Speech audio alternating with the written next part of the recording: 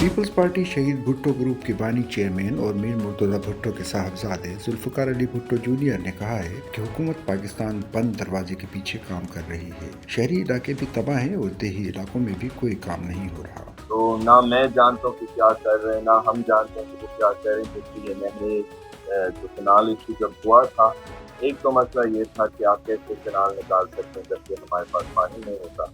दूसरा कि आप क्यों फैसला कर रहे हैं बंद दरवाज़ों की।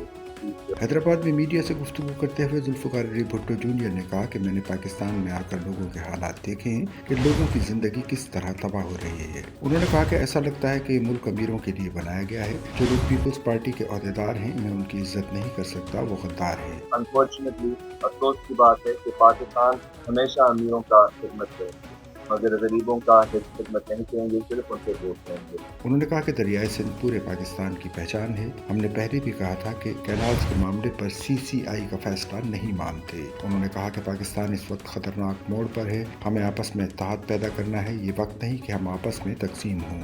और मैं चाहता हूँ कि हम अकेला नहीं रह सकते हैं।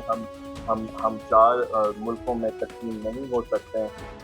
इस इत्तेहाद को हमें हमारे अपने कौमी इत्तेहाद को बचाना है। उन्होंने कहा कि मेरे वालिद की शहादत से पहले मैं अपने कज़न बिलावल से काफ़ी मिलता था, लेकिन अब कई सालों से मेरी उनसे बातचीत नहीं है। उन्होंने कहा कि हम जल्द ही अपनी नई पार्टी बना रहे हैं और जब इलेक्शन का दौर आएगा तो तब हम देखेंगे कि हमें किससे इत्तेहाद करना है। सच्चल न्यूज़ नेटवर्क की वीडियोस में खुशामदीद। नाजरीन, वीडियो से मुतालिक अपनी कीमती राय का इजहार कमेंट बॉक्स में ज़रूर करें और चैनल को सब्सक्राइब करें।